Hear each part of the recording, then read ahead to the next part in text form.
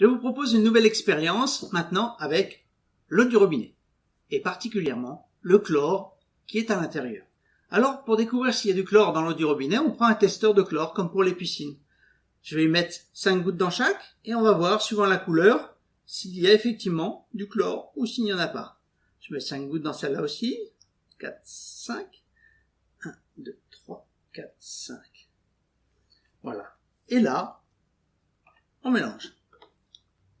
Et là, effectivement, on s'aperçoit qu'il y a du chlore dans l'eau. Toutes sont chlorées. Alors, je vais vous montrer quel est l'intérêt de cette présentation. Je vais vous montrer simplement que lorsque vous utilisez des aliments que vous mettez dans l'eau du robinet, eh bien, ces aliments vont absorber le chlore. Je prends un oignon, je vais éplucher un oignon à l'intérieur.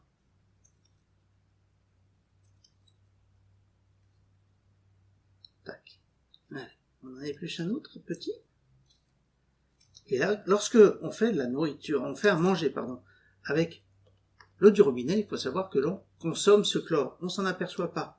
Mais là, vous voyez, là, ça a changé. Alors, le saucisson, je vous ai apporté un saucisson que j'ai déjà coupé, donc je vais le mettre directement dans l'eau.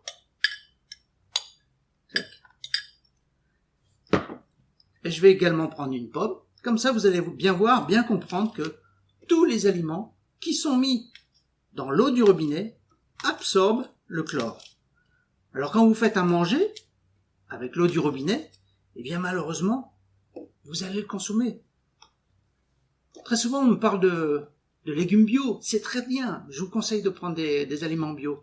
Mais si vous faites une soupe avec l'eau du robinet, vous n'aurez que des aliments qui seront riches en chlore, qui est là pour traiter l'eau du robinet, pour avoir une eau de meilleure qualité, en tout cas qui soit saine.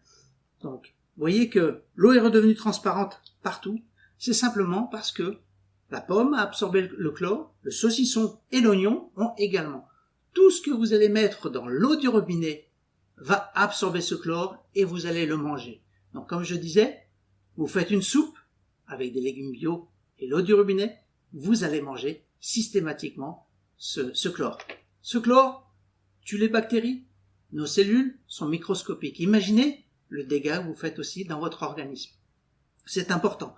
Vous combinez tout ça avec une alimentation riche en exostères de goût, en colorants, en pesticides et en sucre en abondance, vous affaiblissez votre corps, on va dire.